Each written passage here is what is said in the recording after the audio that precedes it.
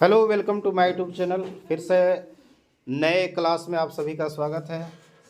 आज मैं Jharkhand board model set class 11th के लिए जीव विज्ञान, रसायन, भौतिकी, अंग्रेजी में पूछे जाने जो भी वीवीआई क्वेश्चन होगा उसको लेकर के आया हूँ। आज का सेट इसमें इस वीडियो में आपको मैं अंग्रेजी से स्पेशलिस्ट में पूछूंगा और आपका एक तरह से टेस्ट रहेगा कि आज तक आपने क्या तैयारी किया है। और नहीं तो ये वीडियो देख करके आपको काफ़ी लाभ होगा, क्योंकि आने वाला आगामी एग्ज़ाम जो भी होगा 27, 28, 29 को जो भी आपका परीक्षा होना है उसमें आपका इससे बहुत सारा क्वेश्चन टैली करेगा। क्योंकि मैं ऐसे वीडियो नहीं बना रहा हूँ, जो इस वीडियो में मैं बता रहा हूँ इसमें से बहुत सारे क्वेश्चन आपको आने वाला है। तो चलिए मैं बिना देर के हुए बताता हूँ कि आज का क्या सेट है और कैसा प्रश्न आपका आएगा और इसका क्या होगा वो मैं बताने वाला हूँ। तो चलिए बिना देर के हुए मैं बताता हूँ। और एक बार छोटी सी रिक्वेस्ट करना चाहूँगा, चैनल पर पहली बार विजिट किए होंगे तो आप चैनल को सब्सक्राइब कर लीजिएगा और बेल आइकन घंटी को प्रेस कर लीजिएगा, ताकि जब मैं वीडियो डालूँ तो आपको तुरंत नोटिफिकेशन के माध्यम से पता चल जाए। तो चलिए इससे क्वेश्चन कुछ आएंगे, कुछ क्या बहुत सारे क्वेश्चन इससे टैली करेंगे। सेट 1 है, फुल मार्क्स आपका 40 रहेगा, टाइम 1 आवर 30 मिनट रहेगा, यानी 1.5 घंटा का समय रहेगा। जनरल सामान्य निर्देश क्या है? ऑल क्वेश्चंस आर कंपलसरी, सभी प्रश्न आपका अनिवार्य होंगे। टोटल यानी the total number of question is 40, यानी टोटल क्वेश्चनों की संख्या यानी प्रश्नों की संख्या 40 होंगे। इस क्वेश्चन कैरीज 1 मार्क्स, प्रत्येक के लिए 1 नंबर मिलेंगे। Four option are given, select the most correct option, जो उसमें से सबसे ज़्यादा मोस्ट इंपॉर्टेंट जो ज़्यादा आपका सही रहेगा ऑप्शन उसको सेलेक्ट करना है। No marks will be deducted for wrong answer, यानी गलत आंसर के लिए आपको कभी गलत नंबर नेगेटिव मार्क्स नहीं है, मतलब नंबर नहीं काटे जाएंगे। तो ये था सामान्य। अब इसमें देखिए पैसेज है, फर्स्ट रहेगा पैसेज, रीड द, यहाँ देख सकते हैं फर्स्ट है जो कि पैसेज सभी एग्जाम में सबसे पहले नंबर में ये बच्चों को जांचने के लिए कि भाई कितना पढ़ना आता है या नहीं आता है, कितना आप इंग्लिश जानते हो या नहीं जानते हो, उसी को जांच करने के लिए देता है। तो देखिए, read the passage and answer the flowing question, ये पैसेज को पढ़िए और निम्नलिखित दिए गए प्रश्नों को जवाब देना है। जैसे देख लीजिए, थोड़ा सा मैं पढ़ देता हूँ, है ना। At the end of the second world war Japan was defeated, her economy was in ruins with a large proportion of her factories and a quarters of a housing destroyed by bombing, है ना। जो जब दूसरी विश्व युद्ध चल रहा था, सेकेंड वर्ल्ड वॉर चल रहा था, तो जापान जो है सो हार गया था बेचारा, है ना। जापान वाज डिफेटेड और हर इकोनॉमी वाज इन ruins, और उसका जो इकोनॉमी था, जो आर्थिक स्थिति था, बर्बाद हो गया था। विथ ए लार्ज, बड़े अनुपात में एक तरह से जो है सो बर्बाद हो गया था। ऑफ हर फैक्ट्रीज, अपने उसका फैक्ट्री था। एंड ए क्वार्टर, एक चौथाई भाग, of her housing destroyed by bombing, यानी घर का जो एक चौथाई भाग था वो भी जो है सो बॉम्बिंग के द्वारा यानी बम के द्वारा जो है सो खत्म हो गया था। ठीक है। अनटिल 1952, है ना, मैंने 1952 तक, है ना, सी वाज, है ना, occupied by a light troops mostly American under the, है ना, commands of a general MacArthur, एगो अमेरिका का जनरल मार्क अर्थर था, है ना। तो ये बहुत सारा लंबा हो जाएगा, पैसेज पढ़ते पढ़ते बहुत लंबा वीडियो हो जाएगा, तो इसलिए मैं चाहता हूँ कि आप लोग पैसे पढ़ लीजिएगा, उसी में से आपको जवाब देना होगा। इतना मैं आशा करता हूँ कि आप लोग को पैसेज आता भी होगा। तो चलिए, first question for you. Next, are you ready for? अगर आप रेडी हैं तो आपका एक टेस्ट हो रहा है, आप कितना आज तक तैयारी किए हैं, आपका 1 हफ्ता का टाइम बचा हुआ, आप कितना जानते हैं उसका आपका टेस्ट हो रहा है। तो आप खुद भी आप मिला लीजिएगा, ठीक है। आप अपना अपना गेस क्वेश्चन जो भी खोले होंगे आप क्लोज कर देंगे। तो चलिए, क्या है first question? How was Japan industry destroyed, Japan का इंडस्ट्री जो था कैसे डिस्ट्रॉयड हुआ था, आपको बताना है। फर्स्ट क्वेश्चन है हाउ वाज जापान, देख सकते हैं आपके सामने है, how was Japan industry destroyed, Japan का इंडस्ट्री कैसे डिस्ट्रॉयड हो गया था ये बताना है। तो नेचुरल क्लाइमिटी, बॉम्बिंग या फ्लड या आर्म फोर्सेस, तो कैसे हुआ था बताइए। How was Japan industry destroyed, Japan का इंडस्ट्री कैसे नष्ट हो गया था, कैसे बर्बाद हो गया था, नेचुरल क्लाइमिटी या फिर बॉम्बिंग के द्वारा? बॉम्बिंग के द्वारा राइट आंसर आपका सही होगा। चलिए नेक्स्ट क्वेश्चन क्या है? Which country has given security to Japan, Japan को कौन सा कंट्री जो है सो सिक्योरिटी दिया था? इंडिया दिया था, जापान खुद दिया था, या फिर यूएसए या मार्क अर्थर? यूएसए, अमेरिका, ठीक ना। चलिए नेक्स्ट क्या है आपका प्रश्न? जो क्वेश्चन होंगे वो मैं बताने वाला हूँ। तो देखिए नेक्स्ट है, from which year the growth did of industry begin in Japan. Japan में किस वर्ष जो है सो इंडस्ट्री का विकास होना शुरू हुआ था? 1952, 1951, हाँ नहीं, 1950 या 1951, 1952 या 1953, कौन सा राइट आंसर होगा? तो आपका 1950 सही राइट आंसर होने वाला है। नेक्स्ट क्या है, ब्रोकन इनटू पीसेस मीन्स क्या होगा? डेवलप, बिल्ड, इम्प्रूव या crumbled? Crumbled, okay right answer है। द अमेरिकन गैव है जापान वैकेंट, खाली जगह, इम्पटी, हेल्प्स, क्या कैसा हेल्प देते थे? यानी मार्गरेट, नो या फिर विटाल या less? Okay next question for you, which was the favourite area of Japan for the purpose of investment? यानी जापान में जो है सो जापान के लोगों के लिए या जापान में एक तरह से विच फेवरेट एरिया, कौन सा क्षेत्र था जिसमें जापान के लिए बहुत ही फेवरेट होता था इन्वेस्ट करने के लिए? वहाँ लोग जापानी लोग इन्वेस्ट करते थे अपना इकोनॉमी को ग्रोथ करने के लिए। डिफेंस में या इंडस्ट्री होगा या फिर आपका होगा सिक्योरिटी या फार्मिंग? डिफेंस, इंडस्ट्री, सिक्योरिटी या फार्मिंग? इंडस्ट्री होगा ना, ओके राइट आंसर है। नेक्स्ट क्वेश्चन है, in note making we avoid, note making में हमें क्या चीज़ से बचना चाहिए बताइए? लॉन्ग सेंटेंस, टाइटल या फिर एब्रेविएशन या पॉइंट्स? लॉन्ग सेंटेंस से बचना चाहिए, ओके इट्स राइट। नेक्स्ट है, abbreviation are freely used in, जो एब्रेविएशन है वो क्या चीज़ में फ्रीली यूज किया जाता है, स्वतंत्र रूप से किया जाता है? नोट राइटिंग, लेटर राइटिंग या नोट मेकिंग या आर्टिकल? क्या होगा? फिर से आप सोचिए, नोट मेकिंग में ऐसा किया जाता है, ओके संक्षिप्त में, चूंकि संक्षिप्तन की चीज़ में यूज किया जाता है। तो जब आप नोट लिखते हैं तो नोट ही में ना आपको लिखना पड़ेगा। किसी भी नोट किसी चीज़ का बहुत लंबा चीज़ है तो नोट में कोई खास चीज़ होता है, छोटा से छोटा चीज़ को लिखा जाता है, तो आपको एब्रेविएशन उसी में यूज़ करना चाहिए, ओके। तो आपका कौन सा होगा राइट आंसर? आपका नोट मेकिंग हो जाएगा। नेक्स्ट क्वेश्चन क्या है, summary does not exist vacant of the length of the original text. Original text से कितना बटा ज़्यादा मतलब होना चाहिए ये बता रहा है। समरी डज नॉट एक्सिस्ट मैंने इससे ज़्यादा नहीं होना चाहिए, of the length of the original text, original text से इससे ज़्यादा नहीं होना चाहिए, इतना से ज़्यादा नहीं होना चाहिए। तो 1/2, 1/3, 1/4, 1/5 राइट आंसर नहीं है, आपका रॉन्ग आंसर है, होगा 1/3, okay. Next, the summary content, summary क्या रखता है? मेन आइडिया, ग्लोसरी, डेट या फॉर्मेट? नहीं आंसर याद है तो चलिए इसका राइट आंसर होगा मेन आइडिया हो जाएगा, ओके। नेक्स्ट क्वेश्चन है आपके लिए, fill in the blanks using appropriate determiners, यानी आर्टिकल से भरना है, क्या होगा वो देख लीजिए। फर्स्ट क्वेश्चन है, क्या है first question? Fill in many teachers complain about their student, vacant खाली जगह, फिर डेज है तो दैट लगेगा, दोज लगेगा, दिस लगेगा या दीज लगेगा? दीज डेज, यानी many teachers complain about their student these days, मैंने आजकल बहुत सारे विद्यार्थियों के बारे में शिक्षकगण क्या करते हैं, अपने विद्यार्थियों के बारे में शिकायत करते हैं ना।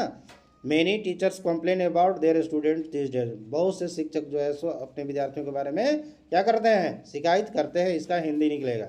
नेक्स्ट क्या है, चूज द, तो क्या भराएगा इसमें जी, इसको दिस डेज आपको मार लेना था। नेक्स्ट है आपका चूज द करेक्ट ऑप्शन, सही ऑप्शन आपको चूज करना है। The passive voice Rani write a letters is, Rani एक पत्र लिखती, इसका सही क्या होगा वॉइस?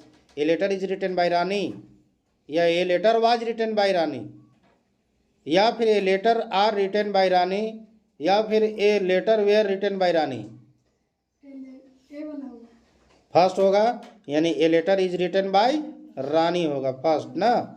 चलिए नेक्स्ट क्या है, the active voice of a book is being read by me is, क्या होगा? I am reading a book या I was reading a book, या I had been reading a book, या फिर I were reading a book?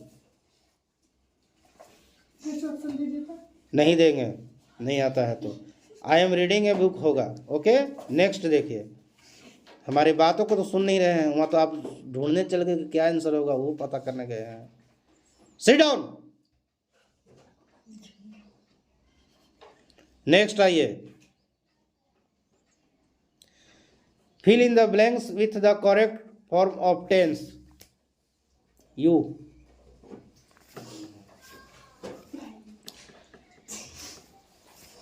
fill in the blanks with the correct form of sentence. Mr. Jamuna Prasad, vacant खाली जगह, a walking stick when he stepped out। तो क्या इसमें carries भराएगा, carrying होगा, या carried होगा, या कैरी होगा? कैरीज भराएगा। हाँ, ओके। नेक्स्ट बताइए, क्यों इसका सिर्फ mister Jamuna Prasad carries A walking stick when he step out. जो बर्तन जब वो बाहर निकलता है ना, बाहर जाने के लिए जब वो तैयार होता है तो तन के चलता है, अकड़ के चलता है ना। नेक्स्ट बताइए, Ravi is not at home, Ravi is not at home, he vacant out playing football. क्या भराएगा, इज और एम या was? Ravi is not at home, फिर से सुन लीजिए, Ravi is not at home, फिर ही वैकेंट यानी खाली जगह, आउट प्लेइंग फुटबॉल। तो क्या भराएगा इसमें, ही के बाद इज भराएगा ना, इज लेता है। चलिए नेक्स्ट बताइए, अगला प्रश्न है, कैन यू हेल्प मी, क्या आप मेरी सहायता कर सकते हो? फिर आई खाली जगह हैव ए मनी, तो क्या भराएगा, डू नॉट या डज नॉट या हैज नॉट या हैव नॉट? ये डू नॉट का सही राइट आंसर क्या होगा, यानी डू नॉट होगा। कहीं को हमेशा आपको यानी इसके साथ डू नॉट कर लेता है, हैव डू नॉट मनी, मेरे पास पैसा नहीं है। कहता है कि क्या आप मेरी सहायता कर सकते हैं, क्योंकि मेरे पास पैसा नहीं है। चलिए अगला बताइए, चूज द करेक्ट ऑप्शन, सही आंसर बताना है, और ये ए एन से भरना है। An potato is an vegetable not a fruit, इसमें क्या होगा, द भराएगा या ए भराएगा या ए द भराएगा या एन और द भराएगा? द ए भराएगा। जी नहीं, आपका राइट आंसर बी होगा, ए भराएगा। छोटका में ए पोटैटो इज है ना, ए पोटैटो इज एन तो हो नहीं सकता है, गलत हो जाएगा। तो ए पोटैटो इज है ना ए वेजिटेबल नॉट ए फ्रूट, तो एक जगह बड़ा ए लग जाएगा शुरू में, यहाँ पर बड़ा ए हो जाएगा, और यहाँ पर क्या हो जाएगा, नोट, यहाँ पर एन की जगह पर इसको काट करके इसकी जगह पर ए वेजिटेबल लग जाएगा। ठीक है, नेक्स्ट बताना है, the black cow were being chased by the white horse. तो इसमें कौन सा राइट, इसको क्या करेक्ट करना पड़ेगा या कौन सा सही जवाब होगा? क्या गलत है, तो बिल्कुल यहाँ पर आपको गलत है। बीइंग यहाँ पर क्या लगता है, बीइंग के बाद यहाँ पर भी3 लगता है, तो भी3 इसमें कौन वाला सही होगा वो चूज करना है। तो the black cow were being chased होना चाहिए, इसमें कौन सा है ये बताना है। तो वाज बीइंग चेजिंग होगा, या फिर वाज बीइंग चेजेज, या वाज बीइंग चेज्ड होगा, यानी वाज बीइंग चेज्ड आपका राइट आंसर होगा, क्योंकि वॉइस है तो आपको भी3 लेता ही है। नेक्स्ट क्वेश्चन क्या है, I was given a prize by the head, क्या ये इसको सही करना जरूरी है? हैव गिवन होगा, हैव गिवन होगा, या फिर गिव या गिवन या नो करेक्शन, तो कोई क्रॉसिंग करने की जरूरत, I was given a prize by the head, तो ये सही जवाब है। चलिए नेक्स्ट क्वेश्चन क्या है, अब 19 के बाद अगला देखना है, ये ग्रामर सभी चल रहे हैं, फिर आपको बुक से आए जाएंगे, तो बुक से कौन कौन से आएंगे मैं आपको पूरा इसमें बताने वाला हूँ। चलिए अब आपका 20 नंबर क्वेश्चन है, Sita will come when she finished work, तो इसमें कौन सा आपका सही भराएगा? Sita will come when she finished work, तो व्हेन फिनिश होगा या व्हेन फिनिशेस होगा या व्हाट फिनिशेस होगा या व्हाट फिनिश होगा? इसका हाँ, व्हेन फिनिशेस, सीता विल नहीं होगा, विल यानी सीता फिनिशेस ना, Sita will come when she finished नहीं होगा, जब काम करती थी तब आती थी, तो सी फिनिशेस होगा ना। तो इस यहाँ हाँ, यहाँ पर गलत है आपका, यहाँ पर ES लगना चाहिए, प्रेजेंट से बनना चाहिए। ठीक है, राइट आंसर है। अब अब क्या करना है, rearrange the part of the sentence in the correct order, यानी सही ऑर्डर में इसको आपको बनाना है। ये क्वेश्चन पहले भी मैंने बताया हूँ, आज फिर बता रहा हूँ।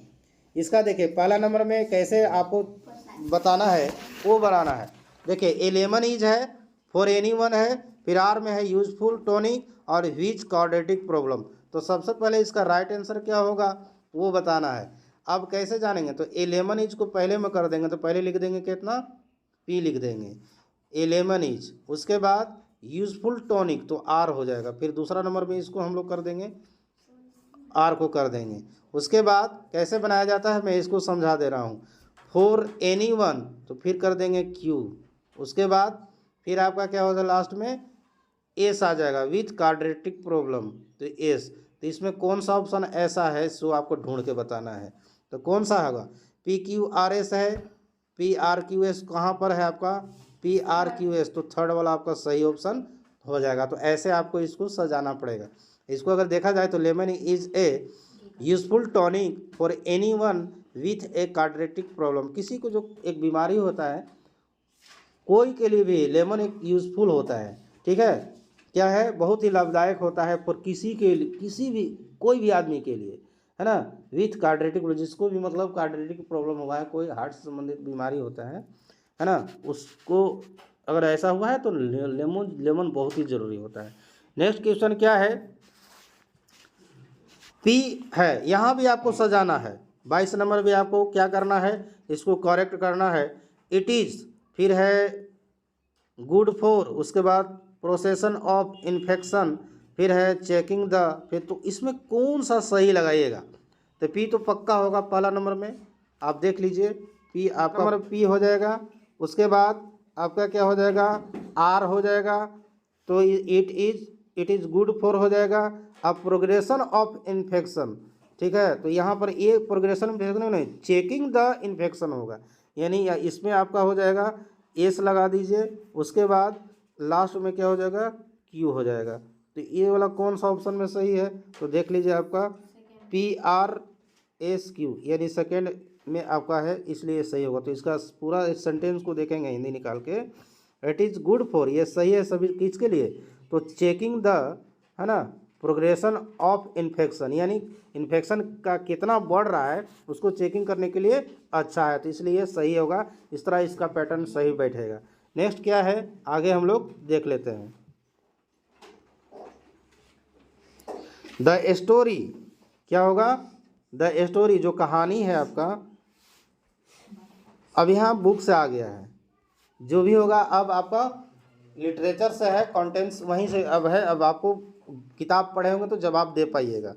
तो देखिए क्या है, first, the story the portrait of lady is written by, कोई बात नहीं बैठ के बोलिए, लेकिन बिना देखे बोलिए।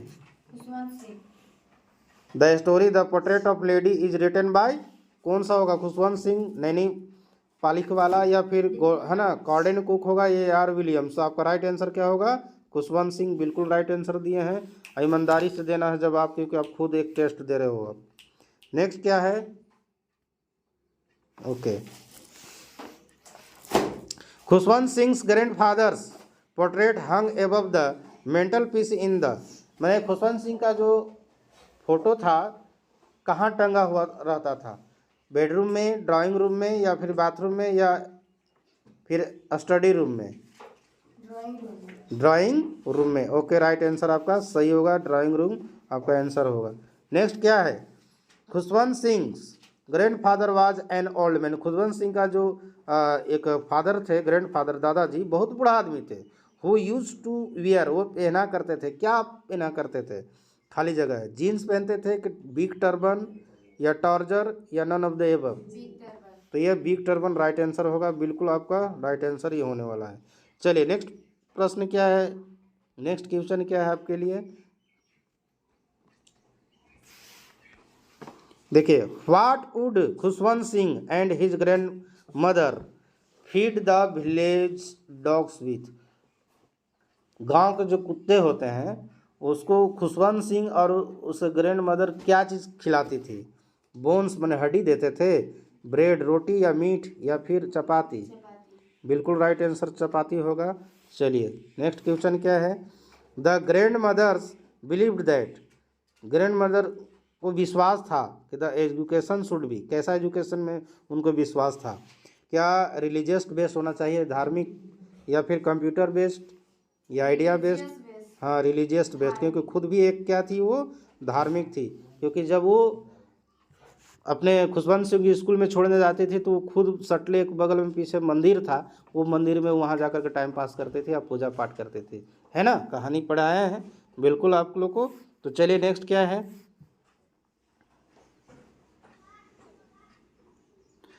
Who is the author of, क्या है, who is the author of the summer of the beautiful white horse.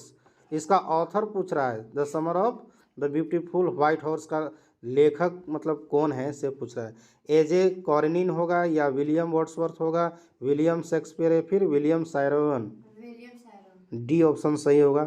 मैंने बताया हूँ कि इसमें एक उजला घोड़ा होता है, ठीक है, और दो लड़के होते हैं गरम और मुराद, वो दोनों घोड़ा को क्या करते हैं, उन लोग को घोड़ा की सवारी करने का बहुत बड़ा शौक होता है और वो चुरा लेते हैं। सो कहानी बहुत लंबा है, उसमें मैंने पढ़ाया हूँ। चलिए उतना चर्चा भी नहीं करेंगे अभी क्योंकि सेट बता रहे हैं। चलिए नेक्स्ट क्वेश्चन क्या है।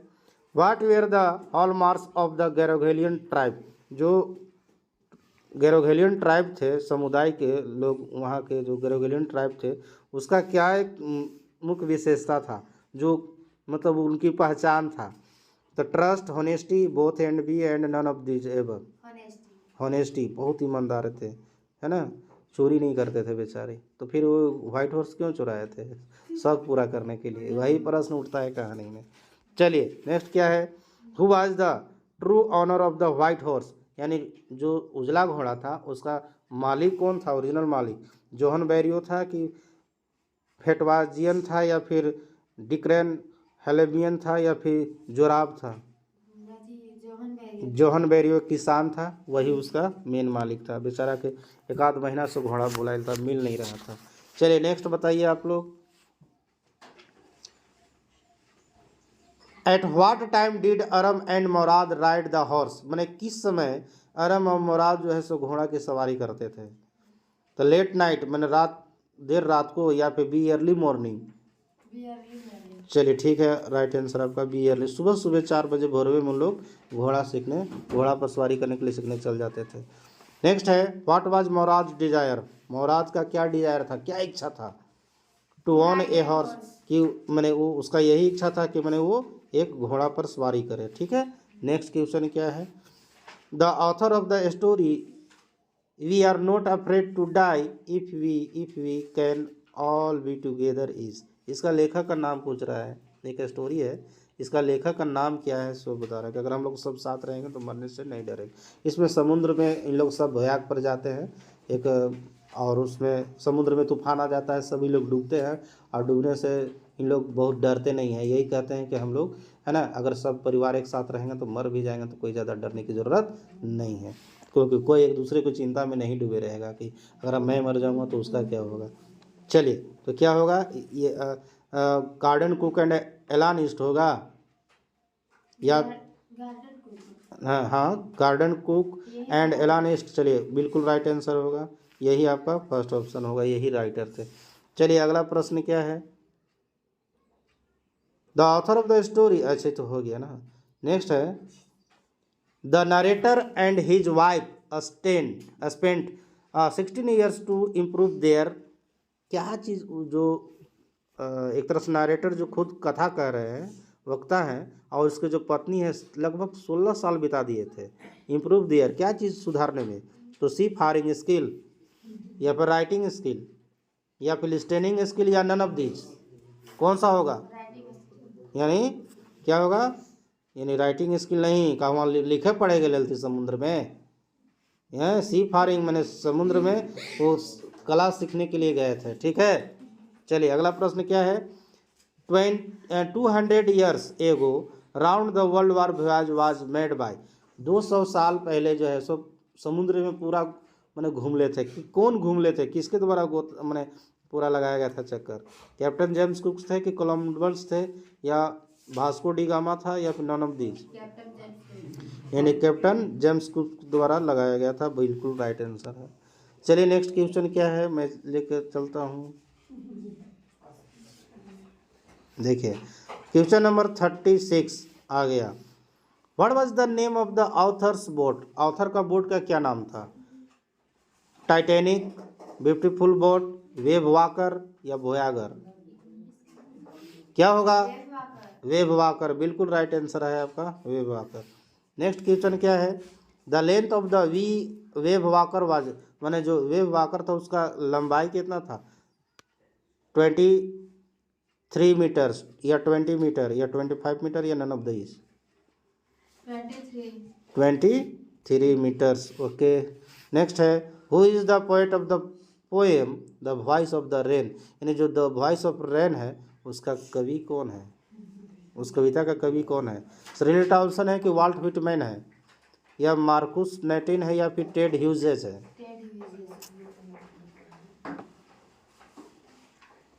गलत जवाब है आपका वाइट व्हिटमैन है। थोड़ा बढ़िया से जाकर पढ़िएगा घर पे।